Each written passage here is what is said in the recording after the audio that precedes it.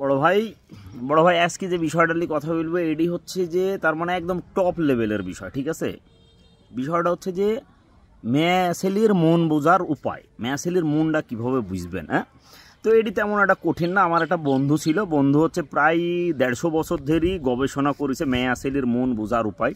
তো গবেষণা করার পর সে যে বিষয়গুলি উদ্ভাবন করেছে সে পেপারটা সে আমাকে দিছে, সে কালকে নিজ দায়িত্বে পাবনার উদ্দেশ্যে রওনা দিয়ে দিছে যে পাবনার সে ভর্তি হবে, কারণ তার মানসিক অবস্থাতে একটু সমস্যা হয়েছে। তো এই জিনিসগুলির মধ্যে কিছু জিনিস আছে যেই জিনিসগুলি আমি এখন বলছি, আপনারা মন দিয়ে শোনেন, কান দিয়ে মন দিয়ে শোনেন। হ্যাঁ, বিষয় হচ্ছে মেয়া ছেলের না মানে হ্যাঁ, হ্যাঁ মানে মেবি, আর যদি মেবি বলে তার মানে না। ঠিক আছে, এটাই হচ্ছে প্রথম ব্যাপার। দ্বিতীয় ব্যাপার হচ্ছে যে কোনো কারণে যদি আপনি জিজ্ঞেস করেছেন যে কি ব্যাপার, কি সমস্যা, তখন বলবি কিছু না। কিছু না মানে মেলা কিছু। ঠিক আছে, আর যদি বলে জানিনি, তার মানে সে জানে কিন্তু বলবিনি।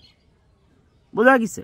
এখন কাহিনী হচ্ছে অনেক সময় হয় না যে একটা কথা জিজ্ঞেস করলে মিয়া ছেলে উত্তর দিচ্ছে যে করো, তোমার যা ইচ্ছা তাই করো। তার মানে হচ্ছে যে তোমার কিছু করতে পারবে না, তুমি তোমার যা ইচ্ছা তাই করার ক্ষমতা থাকলে তুমি করো, তো তুমি শেষ। তোমার যদি যা ইচ্ছা করতে চাও তুমি কিন্তু একদম ভোগ অফ মাদার হয়ে যাবে। ঠিক আছে, তো একদমই সহজ, সিম্পল।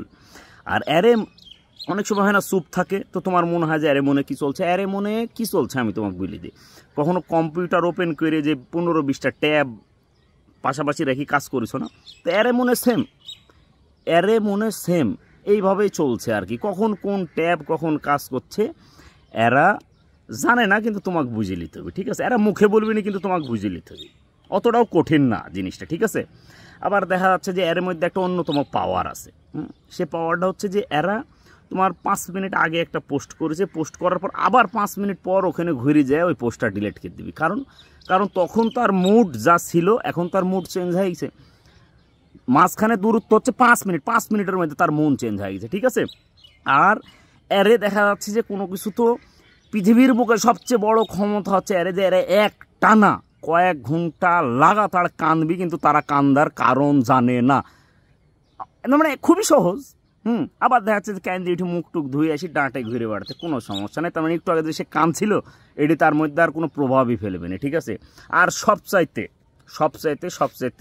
মানে কমন যে বিষয়টা, যেটি তুমিও বুঝো আমিও বুঝি, বুঝতে হবে জিনিসটা, সেটি হচ্ছে যে 15-20 দোকান ঘুরি এর একটা জামা লিবি। ঠিক আছে, তার মানে 15-20টা দোকানদারের মাথা খারাপ করে একটা জামা লিবি, বাড়িতে লিয়ে আনবি, লিয়ে নিয়ে আবার এই জামাটা পছন্দ হবে না, পরের দিন যাবি চেঞ্জ করতে। তো সিম্পল, এই জিনিসগুলি বোঝা তো খুবই সিম্পল। মেয়া ছেলের মন খুবই সহজ সরল এবং সিম্পল। হ্যাঁ, তো তোমার বন্ধু মিলালিও।